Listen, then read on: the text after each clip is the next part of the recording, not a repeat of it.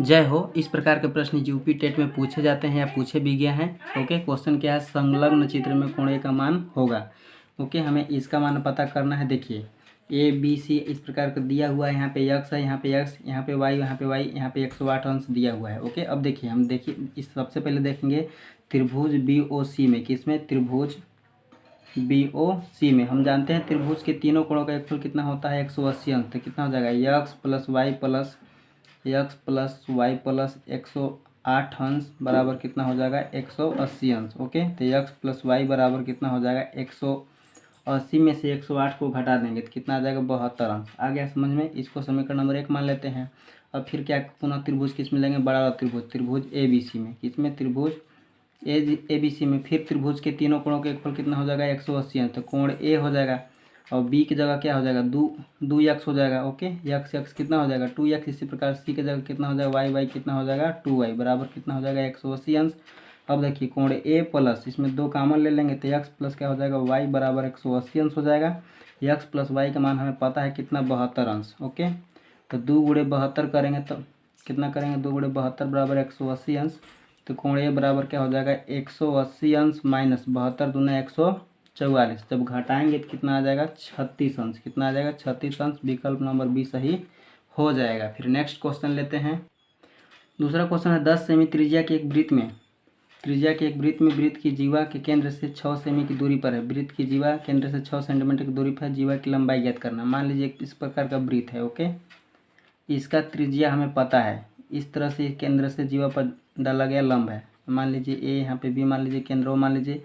इसकी त्रिज्या का मान कितना दिया है, 10 सेमी, और केंद्र से दूरी 6 सेमी दिया है। देखिए एक तरह से क्या हो जाएगा, ये कर्ण हो जाएगा, ये लंब हो जाएगा, नीचे वाला क्या हो जाएगा, आधार। तो आप जानते हैं कर्ण का स्क्वायर बराबर सूत्र होता है लंब का स्क्वायर प्लस आधार का स्क्वायर। कर्ण का कितना हो जाएगा, 10 का स्क्वायर 100 हो जाएगा।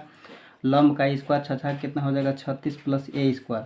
अब A स्क्वायर बराबर 100 में 36 घटाएंगे कितना आएगा, 64 आएगा। 64 का वर्गमूल कितना आ जाएगा, 8 आ जाएगा। A बराबर कितना हो गया, 8। यहाँ तक का मान कितना हो गया, 8। इसको D मान लीजिए। अब जानते हैं कि केंद्र से जीवा के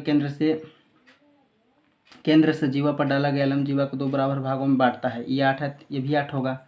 तो 8 कितना हो जाएगा, 16। AB जीवा कितना हो जाएगा, AB का मान पूछा है जीवा की लंबाई, तो AB बराबर 8 प्लस 8 बराबर कितना हो जाएगा, 16 सेंटीमीटर। इसका सही जवाब हो जाएगा। फिर नेक्स्ट क्वेश्चन लेते हैं।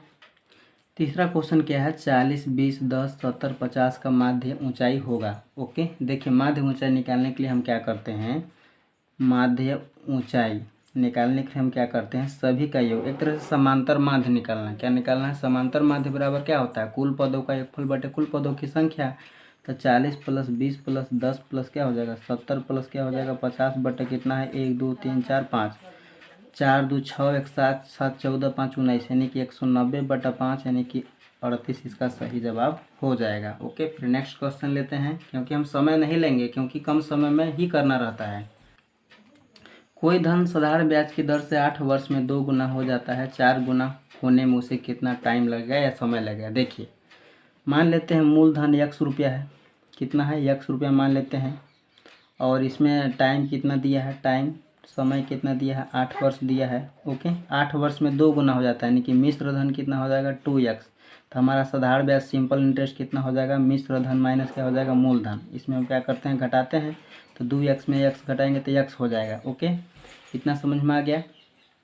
फिर को बोल रहा है कि 4 गुना होने में कितना समय लगेगा। 4 गुना मान लीजिए, ये पहला शर्तानुसार ही हो गया। दूसरा शर्तानुसार क्या हो जाएगा, मिश्र धन यदि 4 गुना हो जाएगा, मिश्र धन कितना हो जाएगा, मूलधन तो वही है, मिश्र धन 2 गुना की जगह कितना हो जा रहा है, 4 गुना हो जा रहा है, तो 4x हो जाएगा। और इसका ब्याज कितना हो जाएगा, सिंपल इंटरेस्ट 3x हो जाएगा। क्यों होगा, क्योंकि 4x में से हम x घटा देंगे तो कितना हो जाएगा, 3x। इतना समझ में आ रहा है। अब हम जानते हैं सूत्र क्या हम जानते हैं, बताइए। दर इसमें क्या है, बराबर। दर बराबर सूत्र क्या होता है, ब्याज गुणे 100 बटा क्या हो जाएगा, टाइम गुणे मूलधन हो जाएगा। ओके, बराबर इसमें T1 मान लीजिए, इसमें भी क्या हो जाएगा, ब्याज गुणे 100 इसमें भी होता है।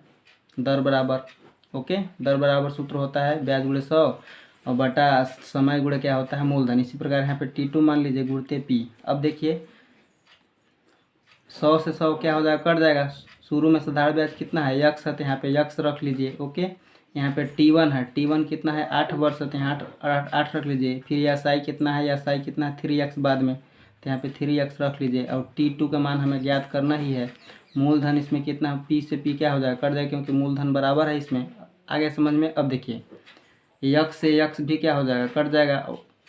T2 का गुणा इसमें होगा तो कुल मिला के T2 हो जाएगा क्योंकि यहाँ पे 1 छिपा है। और 8 तरीके कितना हो जाएगा, 24 हो जाएगा। यही इसका क्या हो जाएगा आंसर, 24 वर्ष। विकल्प नंबर ए सही जवाब हो जाएगा। फिर नेक्स्ट क्वेश्चन लेते हैं। 2/3 और 3/4 का लसा होगा। देखिए एक तरफ भिन्न है तो भिन्न का लसा बराबर क्या होता है, भिन्न का लसा बराबर क्या होता है, अंशों का लसा। अंशों का लसा बटा क्या हो जाएगा, हरों का मसत। और लसा निकालेंगे एलसीएम। 2 और 3 का लसा कितना होता है, 6 होता है। 3 और 4 का एचसीएफ यानी मसत कितना होगा, 6 ही 1 होगा। तो 6/1 का मतलब क्या हो जाएगा, 6। विकल्प नंबर डी सही जवाब हो जाएगा। फिर एक और सवाल लेते हैं, इसमें आप बने रहिएगा वीडियो पे। 6वां क्वेश्चन है, ए तथा बी की आयु 6:5 के अनुपात में है तथा उनकी आयु का योग 44 वर्ष है। 8 वर्ष बाद उनकी आयु का अनुपात होगा। देखिए बहुत सिंपल है, आपको कुछ नहीं करना है। ए का अनुपात कितना हो जाएगा, 6x। बी का कितना हो जाएगा बताइए, 5x। ओके, इन दोनों का योगफल कितना हो जाएगा, 11x। इन दोनों का योग दिया हुआ है 11x बराबर कितना दिया है, 44 दिया हुआ है। x बराबर कितना हो जाएगा, 4। आ रहा समझ में। यानी ए का जो मान हो जाएगा 6 चौको कितना हो जाएगा, 24। और बी का मान कितना हो जाएगा, 5 चौको 20 हो जाएगा। आ गया समझ में। लेकिन हमसे पूछा गया 8 वर्ष बाद, तो 24 में 8 जुड़ेंगे तो 32 होगा, और 20 में 8 जुड़ेंगे तो कितना हो जाएगा, 28। इन दोनों का अनुपात कितना हो जाएगा, 32:28। जब आप काटेंगे तो कितना हो जाएगा, 4 8 32 और 4 7 28 यानी 8:7। विकल्प नंबर डी सही इसका हो जाएगा आंसर। ओके, तो इस वीडियो में बस इतना ही। यदि वीडियो अच्छा लगता है तो वीडियो को लाइक और सब्सक्राइब अवश्य कीजिएगा। धन्यवाद।